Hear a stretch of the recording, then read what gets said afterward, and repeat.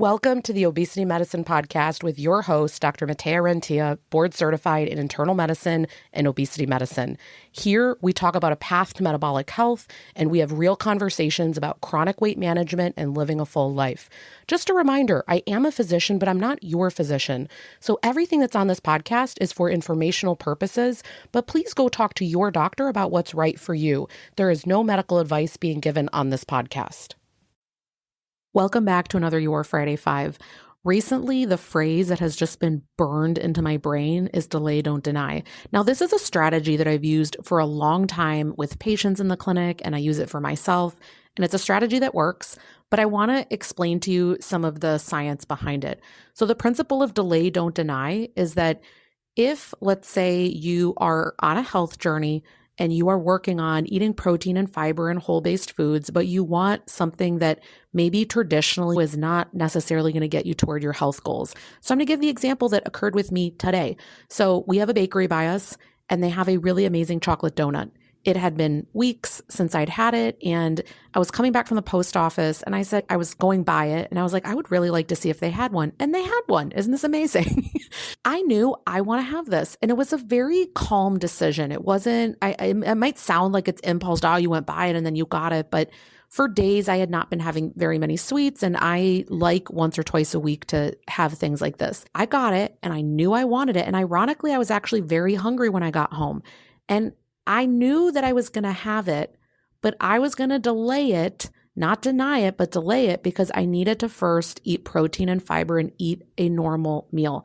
Why would I choose to do this? I choose to do this because I want to nourish my body first. I want to give it what it needs first. Number one, sometimes you don't even end up wanting that thing still. That was not the case today. I still did want it. But I know that I feel very different afterward. I don't end up having increased urges and craving if I would have the donut just on its own. And the reason being that your blood sugar is very differently managed. When you have protein and fiber, the blood sugar spike is a lot less. The curve is blunted. And so you have a more favorable metabolic result when you have the protein and fiber first and then that carbohydrate versus if you had it on its own.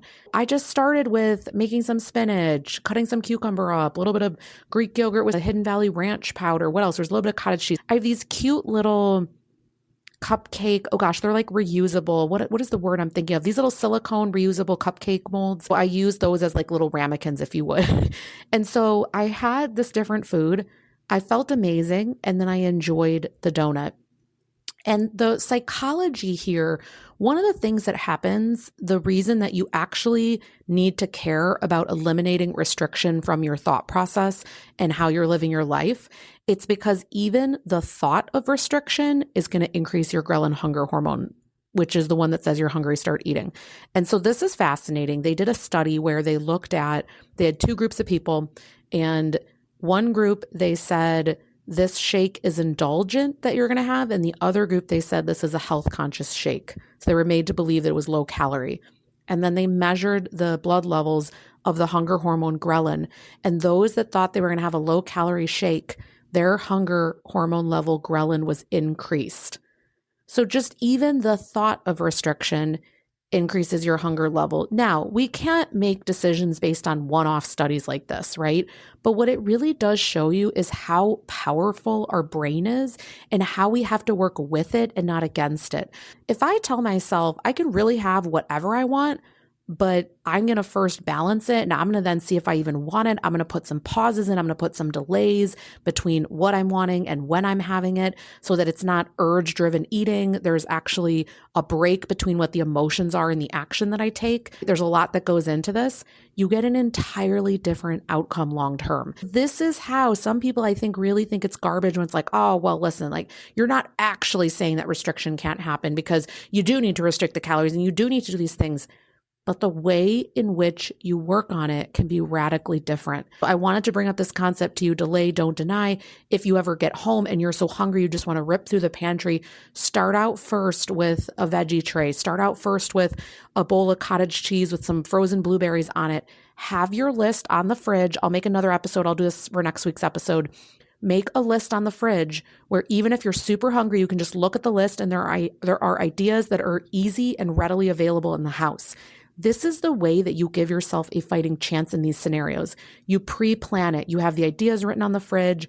You always have some fast action items that you can get to. Like in our fridge, we always have Greek yogurt, cottage cheese, eggs, some type of a veggie. These things are just always in there, and there's always a few kinds of fruit.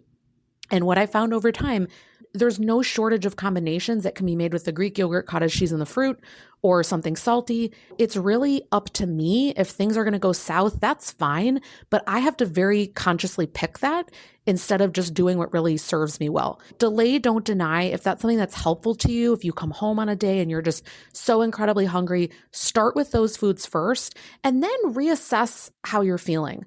Maybe you also drink some water and you just sit there for 30 minutes. You see, okay, how am I feeling now? And you just have that other check-in. And then you see if you still want that stuff. Not that you can't have it. And I think that then the days to come, you won't have as high urges and cravings. So it's not like this cycle that you have to break out of. So I hope that this is helpful, but this has been something that I've used for a long time with people. And typically when we do this, the food choices are just so different. Have an amazing weekend. If you need to use the delay, don't deny, implement that in your world and let me know how it goes. See you Monday. That marks the end of today's episode, but if you're newer to the podcast, I want to tell you about something that we have, and it's a free podcast roadmap. So this is perfect for any of you that are listening where you want to be directed to very specific episodes. So let's say that you are just starting out and you want to know, what should I do right when I start on the medications? Or you're experiencing certain side effects on the GLP-1s, or you want to know what to do if you're in a plateau, or if emotional eating is taking over, or if hunger levels are high. So we have many different categories of episodes that we've talked about because there's a lot at this point. So if you want to be able to navigate that very easily, we have it broken down by category and also the episodes that are there, and we hyperlink to everything. So you can just click on it and find the episode, easy peasy. If you want that, you can go to rentiaclinic.com/podcast roadmap. We'll have it linked right here underneath the show notes where you're listening. And you can go ahead and get that free resource so that it makes it easy for you to navigate, because I know that it's really hard when someone has an established podcast. I am such a podcast fiend. I'm listening to podcasts all day long. And when I find one that I love, but there's a lot that are out there, I am so lost. So I hope that you enjoy this free podcast roadmap. Again, the link to get to that is going to be rentiaclinic.com/podcast roadmap. I hope this is helpful and let me know if you have any questions.